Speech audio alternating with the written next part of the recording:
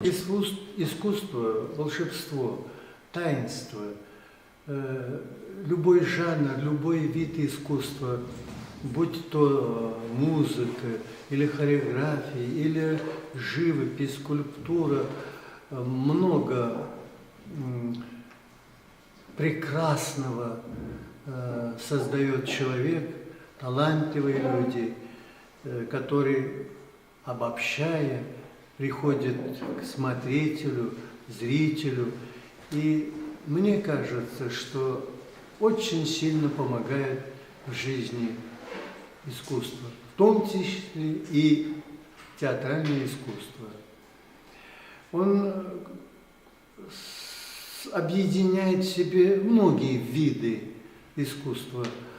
Тут и живопись, и хореография, и танцы, и песни, музыка, и, конечно, главное слово, драматургическое слово. В коллизии, театральной коллизии, спектаклях, конфликты, сюжетные коллизии, все это помогает человеку, приходящему в театр, сопереживать и как бы, наверное, очищаться.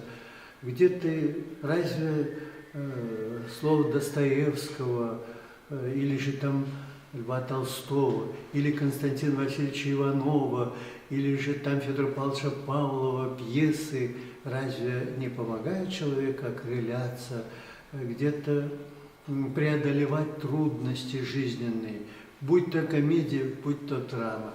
Чувашскому театру 100 лет будет скоро.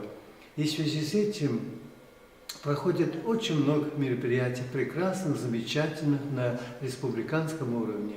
И вот мы создали еще вот такой конкурс написать диктант театр.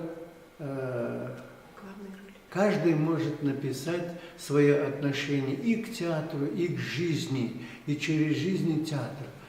Могут участвовать и школьники, и студенты, и пожилые, и старшее поколение. Что в вашей жизни театр? Или же что-то увиденное спектакль, какой след оставляет или оставил в вашей жизни искусство театра? Участвуйте в этом конкурсе. Будут призы. Будут призы, пригласительные билеты в течение юбилейного года, столетия Чувашского театра, многократное посещение театра бесплатно, естественно. Будут дипломы победителям и будут сувениры. Еще раз повторюсь,